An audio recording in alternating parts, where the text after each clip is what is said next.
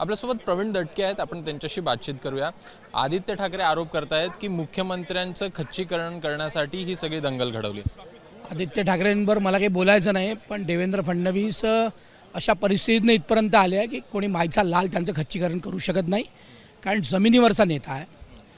6 वेळा निवडून आले आहेत, नगरसेवकापासून सुरुवात केली आहे, वार्ड अध्यक्षापासून सुरुवात केली आहे, आणि जे लोक अनेक वेळा जातीपातींवर बोलतात त्या सगळ्यांवर मात करून 6 वेळा निवडून आले आहेत।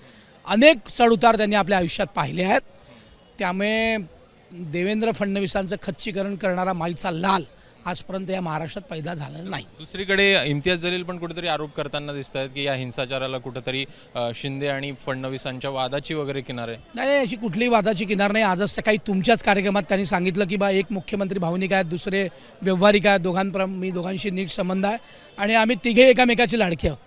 त्यामुळे स्पष्ट बोलणारे आमचे CM साहेब आहेत आणि स्पष्ट बोलणं हा नागपूरच्या रक्तात आहे, त्यामुळे नागपूरच्या रक्ताला कोणीही खच्चीकरण करू शकत नाही। आपण नितीनजींना बघितलं, आपण देवेंद्रजींना बघितलं, त्यामुळे स्पष्ट बोलणे, नीट काम करणे, पारदर्शी काम करणे आणि कुठल्याही चांगल्या कामात किंवा चांगलं काम करताना कोणाच्या बापाला न घाबरणे, याच ह्याच्यातनं आम्ही समोर जातो आणि आमचे नेते मान्य देवेंद्रजी अशा सगळ्या प्रकरणांमध्ये त्यांचं कधीच खच्चीकरण होऊ शकत नाही असं मला विश्वास आहे।